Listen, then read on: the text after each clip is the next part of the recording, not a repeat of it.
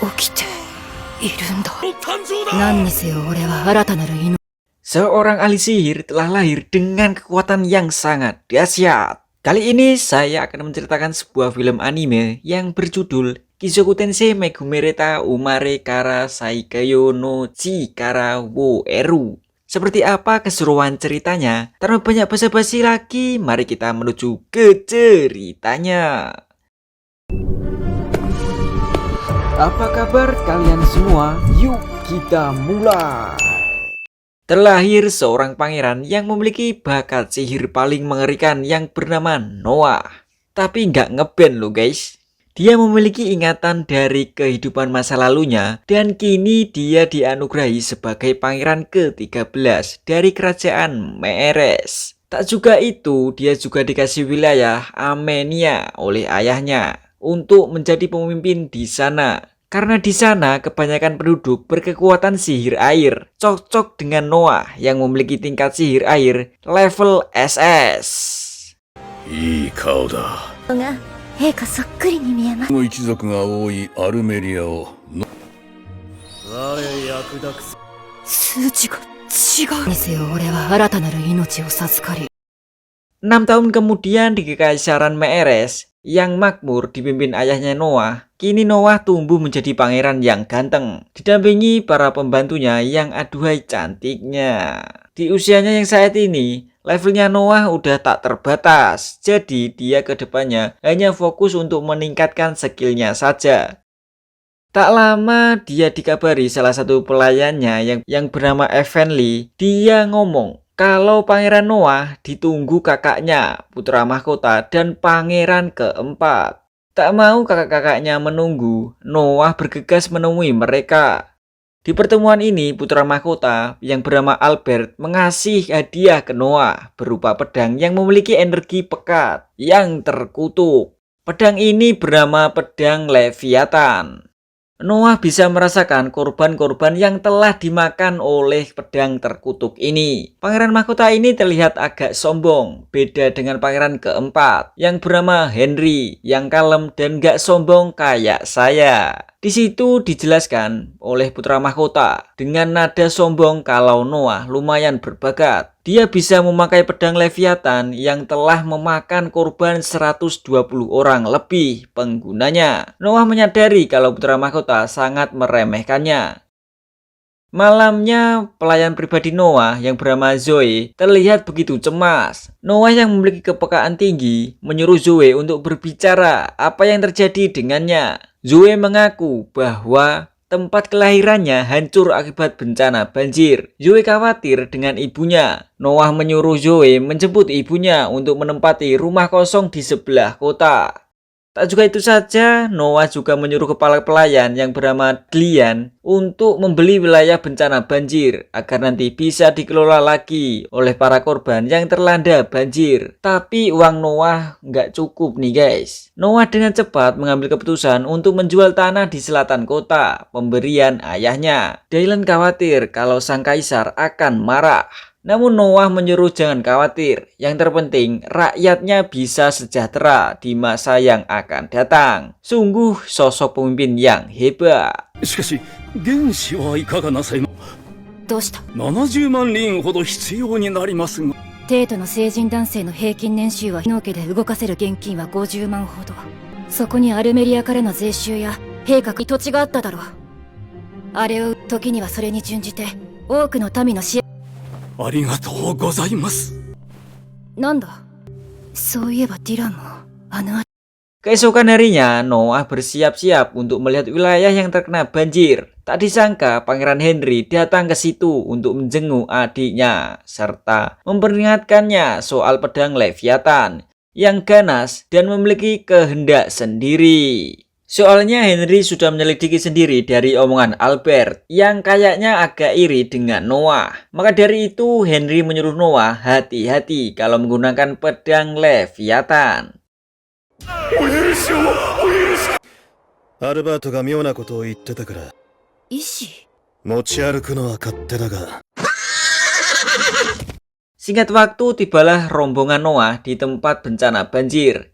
Di situ Noah menyuruh Dylan untuk segera mengurus surat pembelian tanah. Sedangkan Zoe diajak terjun langsung melihat keadaan penduduk yang masih berada di lokasi bencana banjir. Sesampainya melihat keadaan rakyatnya yang menderita karena dilanda banjir, Noah dibuat tak habis pikir, padahal dana dari kaisar sudah diturunkan. Namun, bantuan yang didapatkan rakyatnya adalah makanan basi. Tak lama muncul seorang ketua yang diperintah untuk mengasih bantuan. Dia bernama Garil. Noah dengan sikap gentleman-nya langsung menyemprot Garil. Masa kekaisaran mengasih bantuan makanan basi? Dengan arogan, Garil menjawab, "Kamu anak kecil, tahu apa? Jangan ikut campur urusan orang dewasa." Garil nggak tahu yang dilawan bukanlah anak kecil sembarangan. Noah yang enek melihat muka Garil, si koruptor penindas rakyat ini, langsung bilang, "Jangan panggil aku anak kecil, Paman. Namaku adalah Noah. Bukan penyanyi, tapi sang ahli sihir."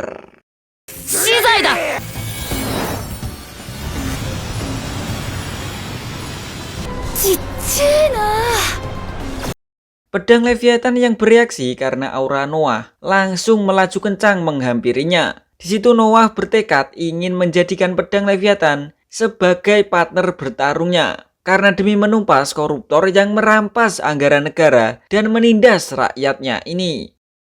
Dengan sekali tebas, kelapanya langsung terpisah. Bawahan Garil yang panik ingin menangkap Noah. Namun yang terjadi...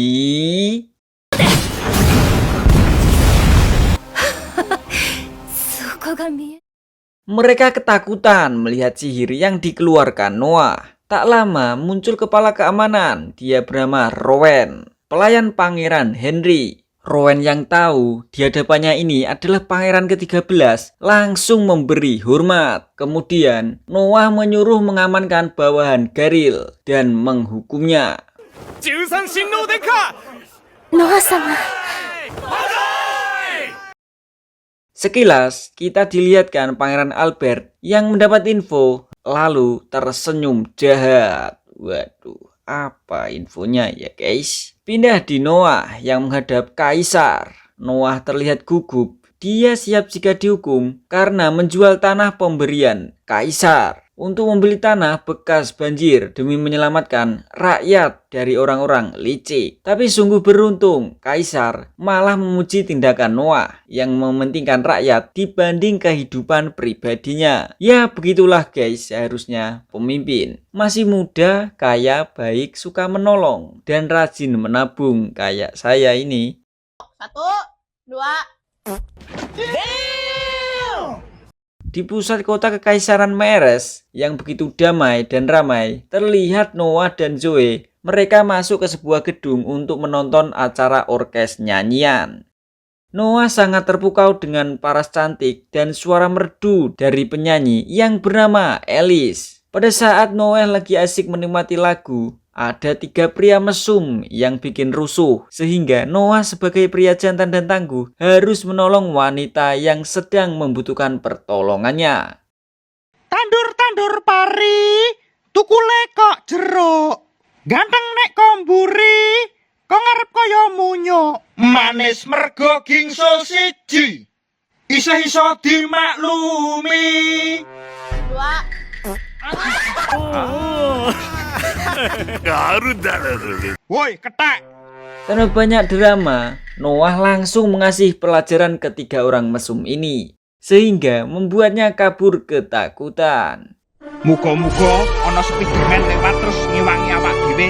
Tak juga itu, Noah langsung to the point, ingin memenuhi kebutuhan hidup Alice. Tapi nggak menikah ya guys, hanya ingin membantunya saja. Positif thinking aja ya guys. Singkat waktu, Noah pulang ke kastilnya. Ia disambut sama Evenly. Lalu diberitahu kalau ada orang-orang yang ingin meminta maaf karena sudah mengganggu Noah. Antara lain adalah komplotan orang-orang mesum yang mengganggu Alice tadi. Ternyata Pangeran Henry sudah ada di sana menunggu Noah. Ia ingin ngobrol agar lebih akrab sama adiknya yang jenius ini. Yang beda kayak adik-adiknya yang lain. Walaupun Noah masih kecil tapi sikapnya sudah kayak orang dewasa. Selain itu, Noah baik dan gak sombong. Noah juga menunjukkan perkembangannya yang sudah menguasai pedang Leviathan. Henry yang melihat sangat terkejut karena adik kecilnya ini sudah menjadi semakin kuat. こうやって。 Malam harinya, komplotan pria mesum tadi nggak terima dikacangin oleh Noah. Lalu secara mengejutkan, Noah dengan dingin mengcounter mereka sampai ketakutan. Di situ dia mengaku kepada Henry bahwa ia bisa hebat gini berkat bantuan pedang Leviatannya. Sehabis itu, Noah mendatangi undangan perjamuan pesta yang diadakan oleh bangsawan yang bernama Raidok. Pada saat itu, Raidok bertanya tentang pedang Leviathan yang dikenal sakti mandraguna. Namun ada orang songong nyeletuk kalau pedang yang dibawa Noah adalah pedang palsu. Mendengar itu, Leviathan langsung mengeluarkan aura gelapnya agar tuannya tidak direndahkan lagi oleh orang-orang songong seperti dia ini. そういえば殿下。皇太子殿下から賜ったレどうせ偽物のおもちゃだろ。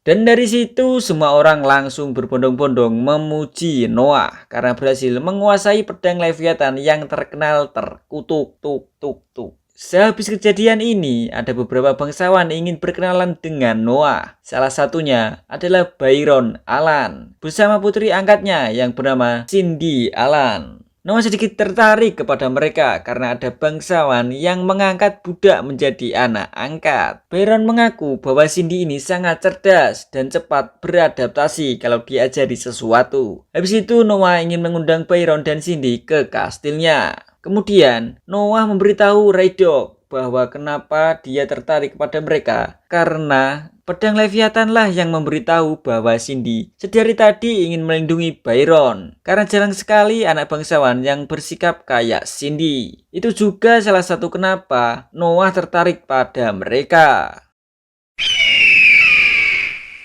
Keesokan harinya, pada saat Noah lagi jalan-jalan di pasar, tak sengaja ketemu sama kakaknya, pangeran ke-8, yang bernama Oscar. Oscar ini baik dan tidak sombong. Dia sangat tertarik sama apa yang dilakukan Noah, dan ingin mengikuti Noah. Pada saat melihat-lihat, Noah sangat tertarik dengan buku sihir yang dijual di lapak Mang Acoy. Buku ini bukan buku sembarangan. Oscar yang melihat juga terkejut. Buku ini adalah buku Grimoire Adria yang ditulis oleh penyihir legendaris. Pedang Leviathan juga bereaksi ketika di dekat buku ini. Noah segera mendekatkan pedang Leviathan ke buku yang baru dia beli. Alhasil, kejadian di luar nalar pun terjadi.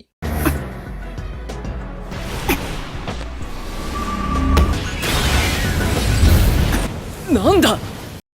Keluarlah sebuah aura hitam yang tersegel di dalam buku ini, sampai membuat Oscar panik ketakutan melihatnya. Namun Noah bukan bocah sembarangan. Dia dengan tekad kuat menghabisi aura hitam pekat itu dengan sekali serang. Oscar yang melihat adiknya ini sangat kuat, begitu terpukau dengan kehebatannya.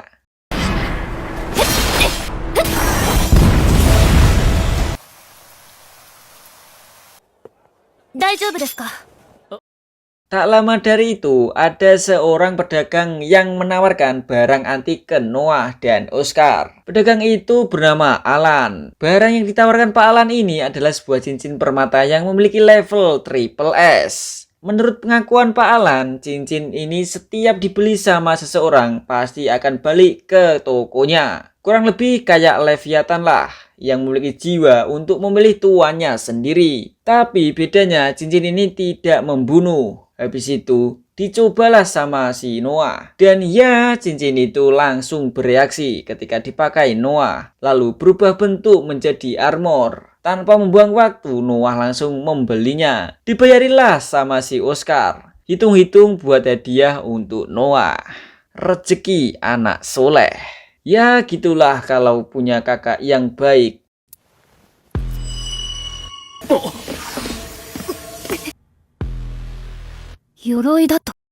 Singkat waktu ketika mau pulang, tapi Noah ada janji sama seseorang. Secara mengejutkan,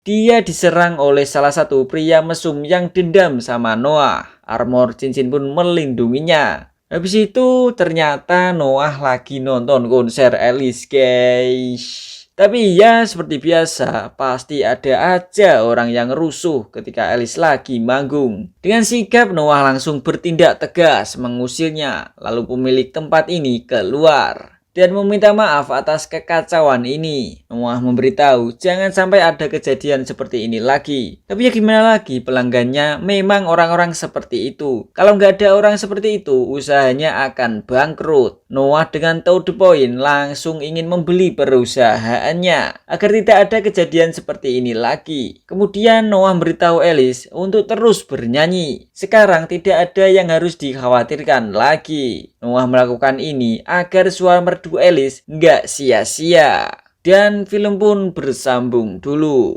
Gimana guys filmnya? Seru atau enggak? Kalau seru, saya akan lanjut ke episode selanjutnya. Oke, saya Harso pamit undur diri. Jangan lupa berbuatlah baik dan jangan sombong kayak Pangeran Noah ini. Terima kasih dan sampai jumpa di video berikutnya. Wassalamualaikum warahmatullahi wabarakatuh.